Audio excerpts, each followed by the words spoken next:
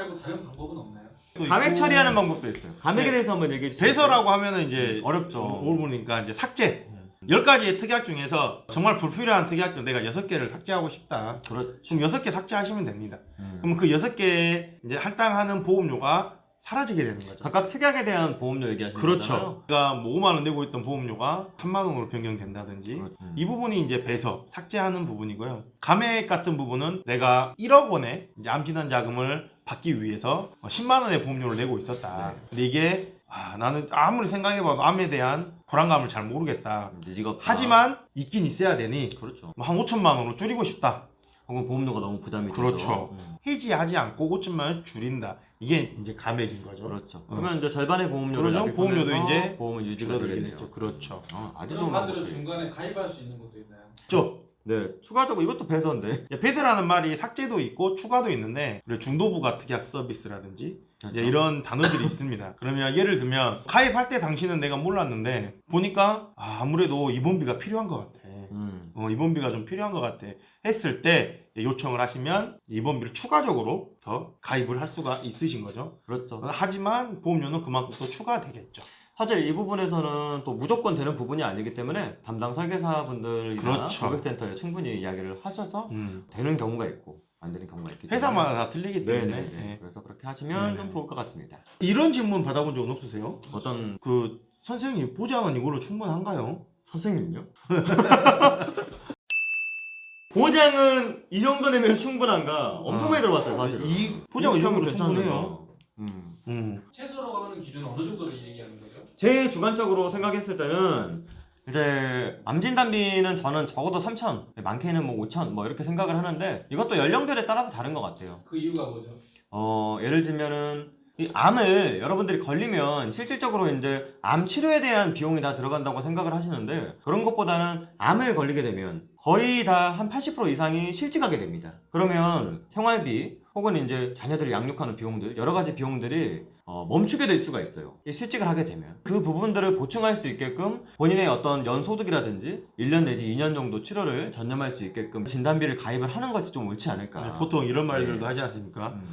암 진단비나 이런 중증 질환에 대한 진단비는 본인의 연봉 정도는 준비해놔야 된다. 그렇죠. 근데 그게 대체나 틀린 말이 아닌 게 뭐냐면 사실 암 진단 받으면 여러분 중증 환자라고 분류가 됩니다 이미. 그렇죠. 중증 환자로 분류가 돼서 병원 갔다가 영수증 보면 급여 부분이 있고 비급여 부분이 있고 환자 본인 부담 금액이 있지 않습니까? 중증 환자들은 이 급여 부분에서 이미 나라에서 지원이 많이 들어갑니다. 그렇죠. 이 지원이라는 게 치료에 대한 할인을 많이 해줍니다. 그렇기 때문에 사실 이런 지원 받고 그다음에 실손의료보험 기본인 실비 있고 이러면 굳이 뭐 그렇게 뭐 있어도 되냐 이렇게 말씀하시는 분들도 있겠지만 방금 박 팀장님이 말한 것처럼 암 진단 이런 중증 질환을 진단을 받아버리면 네. 사실 제가 일을 못하지 않습니까?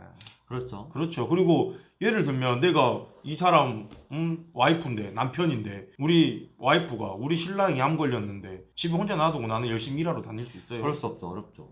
안 그러면 간비용인을 쓰든가. 그렇죠. 그렇죠. 이게 좌우지간 돈이 들어간다 이 말입니다. 아무리 그래도 계속 들어가니까. 네, 나라에서는 돈을 지어주는 건 아니기 때문에 이런 부분에 있어서 고정 지출비가 또 있지 않습니까? 그렇죠. 아파트 대출금도 있고 그래도 저희 나라는 되게 제도가 잘 돼 있잖아요. 건강보험 제도가 잘 돼 있지 않습니까? 산정 특례제도 아까 얘기하신 그 네. 부분들이 보장이 좋기 때문에 여러분들이 자동차 할부금도 있고 이런 고정 지출비를 또 우리가 감당을 또 해야 되는 부분이기 때문에 맞아요. 이런 부분 때문에 진환자금이 저는 있어야 된다고 생각하죠. 필요하죠. 분명히. 그래서 이제 보장은 이걸로 충분한가요? 라는 질문을 받았을 때 저는 되물어봅니다. 이 정도 될 것 같습니까? 종주 씨는 그럼 암 걸리면 얼마 정도 받고 싶어요? 암 걸리면요? 저는 이렇게 물어봐요. 근데 그게 맞는 것 같아요. 그럼 한번 대답해 보세요. 암 걸리면 얼마 정도 받으면 좋을 것 같아요? 저는 그래도 한 1억 정도는 받았으면 1억이요. 좋겠는데요. 1억 가입하려면 한 7, 8만 원 정도 들어가는데 괜찮아요? 네, 괜찮을 것 같아요. 그러면 저는 이렇게 진행합니다. 근데 근데 만약에 1억 정도 하려면 7, 8만 원 정도 되는데 조금 부담되네요. 부담되면 절반으로 줄이세요. 어쩔 수 없죠. 제가 이런 건 좋지만 종주 씨가 부담이 되면 안 되니까. 납입을 해야 그렇죠. 유지가. 네, 저는 항상 이렇게 이제 역질문을 해서 서로 이제 맞춰가는 그런 스타일입니다. 역질문 참 좋은 것 같아요. 네. 저도 상담 때 자주 네네. 이야기를 하고 있는데 역질문 참 좋습니다. 그런 거 이것도 물어보지 않습니까? 입원비는 혹시 입원비는 안 필요해요? 이런 거 물어보잖아요. 아 그렇죠. 그렇죠. 입원비 필요하죠. 제가 이제 입원비는 저는 근데 설계를 조금 지향하는 편이긴 해요. 왜 그러냐면 대체적으로 이 고객님들이 생각하셨을 때 상해 입원 일당 10,000원, 질병 입원 일당 10,000원을 가입하면 20,000원을 가입한다고 생각을 하시거든요. 20,000원 가입할 때 나는 이제 뭐 10,000원을 낸다라고 생각을 하시지만 실질적으로 이 고객분들이 아프셔서 상해나 질병으로 병원에 가게 되면 둘 중 하나 아닙니까? 상해로 맞습니다. 가든 질병으로 가든 맞습니다. 결국에는 10,000원을 받는 거죠. 하루 그렇죠. 일당으로. 그렇죠. 근데 하루 일당 10,000원을 받기 위해서 매달 10,000원씩 나간다. 이 부분에 대해서 10,000원 더 나가죠 사실.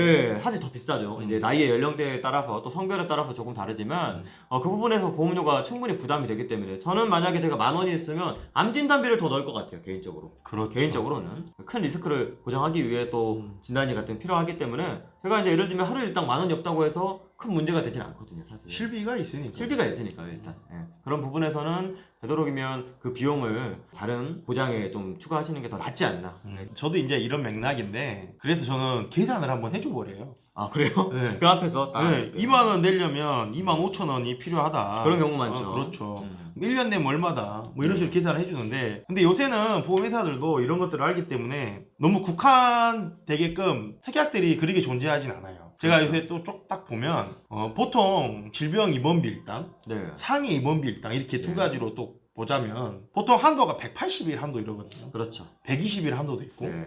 이런데 비싸잖아요. 180일 그렇죠. 한도가. 되게 비싸죠. 말 그대로 10,000원 가입하려면 15,000원 내야 되고. 맞아요. 네. 근데 10일 한도도 있고 맞아요. 30일 한도도 있고 있죠. 20일 한도도 있습니다. 네네네, 맞습니다.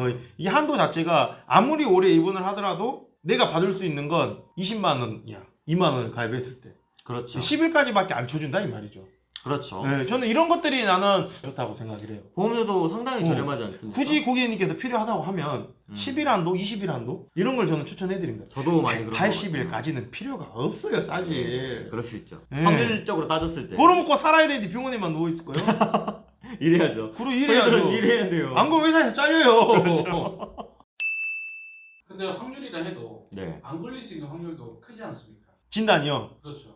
진단 안 받을 수 있는 확률 그렇죠. 있죠. 그렇죠. 그러니까 제가 뭐라 했습니까? 보험은 다들 확률에 그렇습니다. 투자하는 금융 상품이라니까요. 3명 중에 1명이라 해도 그렇죠. 그 3명 중에 2명은 안 걸릴 수도 있잖아요. 그렇죠. 그렇죠. 그런 의미에서는 보험료를 많이 납입하는 것 자체가 부담이 되거나 비효율적인 건 아닌가요?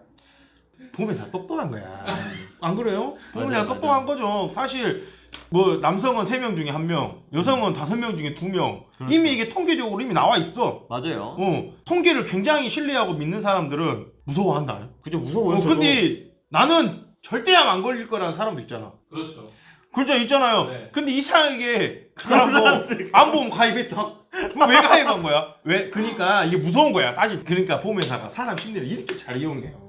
그렇죠. 네가 3명 중에 1명일 거라고 얘기하잖아.